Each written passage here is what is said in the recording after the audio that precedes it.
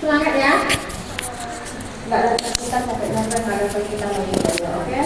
Itu siapa? Siapa lah kamu? Itu apa?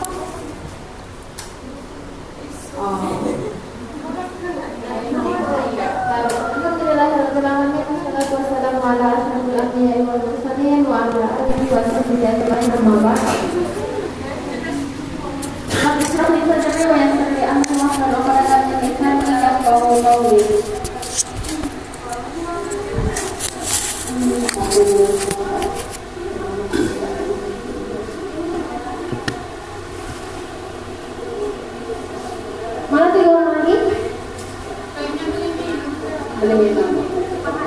Puji syukur kita ucapkan kehadiran Allah Subhanahu wa Ta'ala yang mana dari rahmat dan karunia-Nya lah kita masih bisa berkumpul di tempat yang kita cintai ini, di tempat karantina dan pembukaan kelas 12 IPA Pondok Pesantren Muhammadiyah Muhammadiyah Rasulullah. Kemudian salam pula kita ucapkan kepada baginda Rasulullah Sallallahu Alaihi Wasallam dengan mengucapkan Allahumma shalli ala Muhammad wa ala ali Muhammad.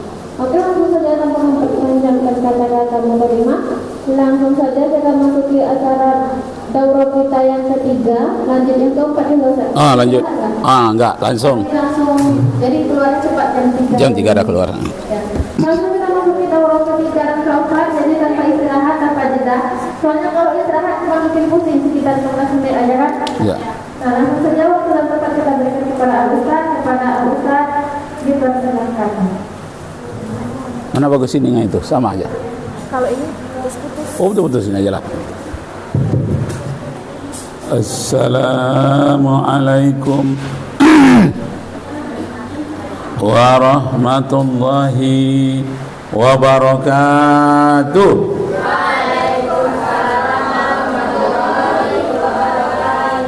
Alhamdulillah. Nahmaduhu wa nasta'inuhu wa nastaghfiruhu wa na'udzu billahi min sururi anfusina wa min sayyiati a'malina. Raditu billahi rabba wa bil islami dina wa bi Muhammadin nabiyya wa rasulah. Allahu akbar. Allahu akbar. Di antara bukti-bukti Al-Quran itu wahyu dari Allah, di dalamnya terdapat tentang ilmu tentang lautan, oceanologi, ilmu tentang binatang, tentang zoologi, ilmu tentang makhluk hidup, biologi, dan ada lagi ilmu tentang matematika. Sudah pernah belajar dasar matematika dalam Al-Quran? Belum? Nah, mari kita buka ayat-ayat Al-Quran tentang matematika. Dasar matematika di dalam Al-Quranul Karim berkaitan dengan hukum faraid, pembahagian harta warisan. Ada 1/2, 1/3, 1/4, 1/6, 1/8, 2/3. Jadi 1/1 dalam hitungan matematika itu justru induknya adalah Al-Quran surat 4 ayat 11 dan 12. Coba ambil mic-nya ke depan. Dasar matematika. Kita lihat nanti mana yang 1/2, 1/3, 1/6, 1/8. Nah, ambil.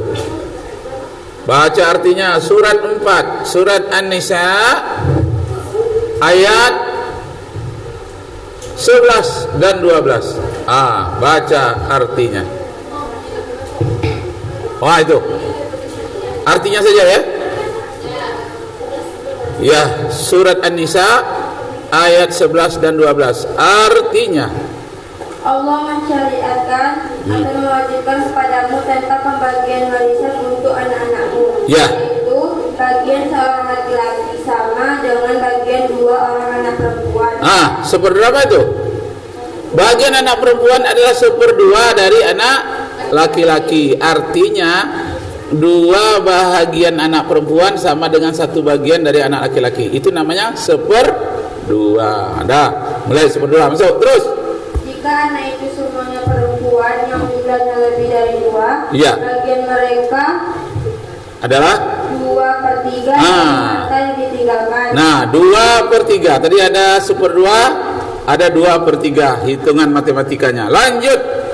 Jika dia anak perempuan, itu seorang saja, dia memperoleh setengah harta yang ditinggalkan. Nah, semua harta ya. Terus. Untuk kedua orang tua, bagian masing-masing 1/6 dari harta yang ditinggalkan jika dia yang meninggal mempunyai anak. Ada 1/6?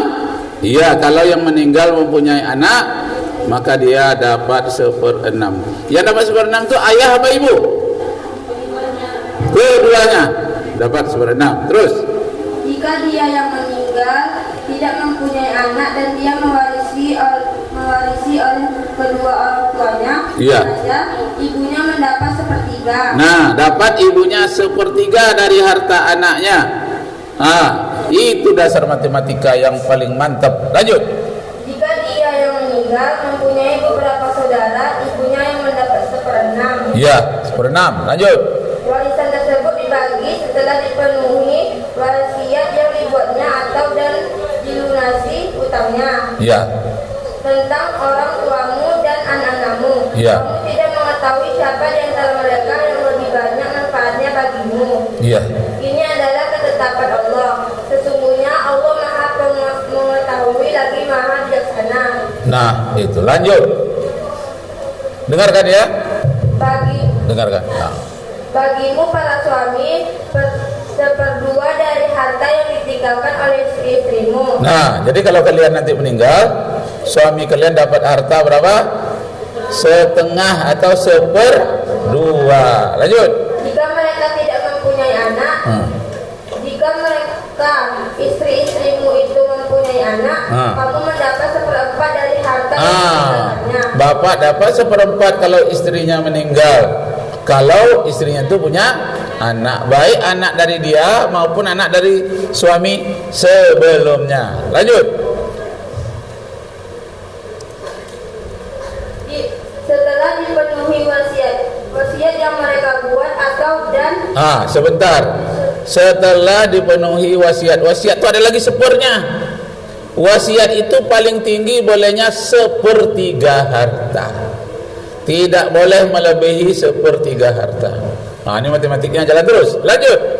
Setelah dipenuhi wasiatnya yang mereka buat atau dan setelah dibayar hutangnya, bagi mereka para istri 1/4 harta yang kamu tinggalkan. Nah, istri mendapat 1/4 harta kalau suaminya meninggal dunia. Lengkap ini. Kalau istri meninggal dunia, berapa suami dapat? Suami yang meninggal dunia, berapa pula istri dapat?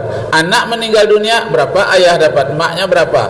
Lengkap di dalam surat An-Nisa. Lanjut.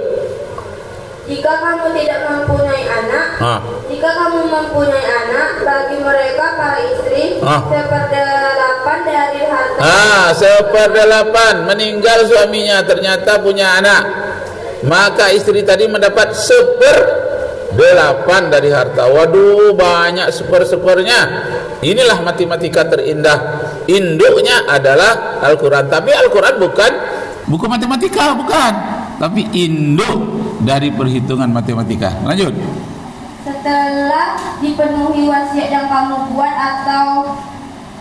atau dan setelah dibayar utang-utangmu, jika seseorang bayi laki-laki maupun perempuan meninggal dunia tanpa meninggalkan ayah dan anak, tetapi mempunyai seorang saudara laki-laki seibu atau seorang saudara perempuan seibu, bagi masing-masing dari kedua jenis saudara itu 1/6 hartanya.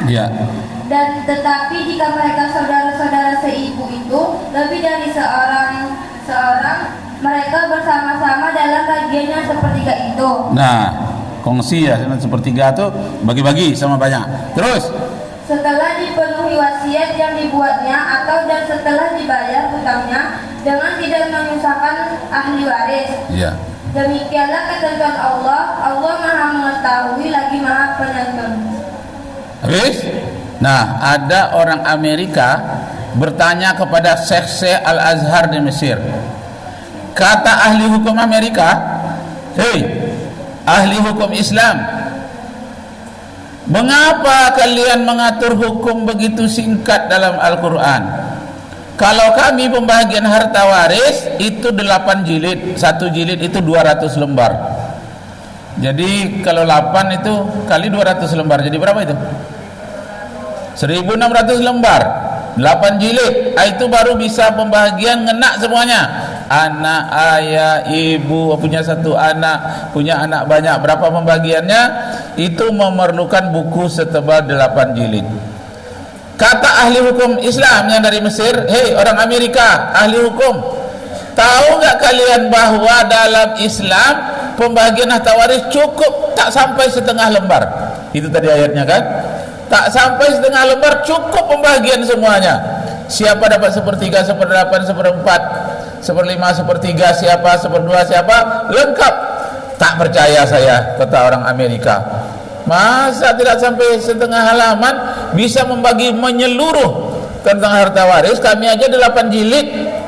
Nggak percaya. Kalau ada buku Islam seperti itu, Al-Quran bisa membaginya. Saya ingin lihat, dan kalau benar lengkap, aku masuk Islam sekarang juga. Diperiksanya, karena dia tidak bisa membaca bahasa Arab, dibacanya yang translate, terjemahan ke dalam bahasa Inggris. Berulang-ulang dia baca berkali-kali. Oh iya, lengkap. Akhirnya apa katanya?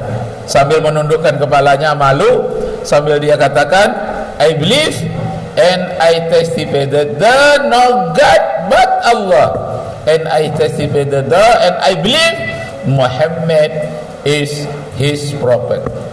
Saya bersaksi dan saya yakin bahwa tiada Tuhan selain Allah. Saya bersaksi dan saya sangat yakin Muhammad adalah utusan Allah. Masuk Islamlah ahli hukum waris dari Amerika gara-gara 2 ayat ini tadi, ayat 11 dan ayat 12 surat An-Nisa. Bisa dipahami? Nah, cukup demikian pembuktian wahyu, menyambung yang tadi ya, bahwa Al-Quran itu benar-benar wahyu. Tadi dari segi bahasa sudah, dari segi sastra sudah, dari segi sains teknologi sudah. Tadi ini yang terakhir ini adalah dari segi ilmu matematika. Cukup kita masuk kepada judul yang baru. Nah, judul yang baru adalah perbandingan agama dan anti permurtadan, ya. Perbandingan agama dan anti pemurtadan.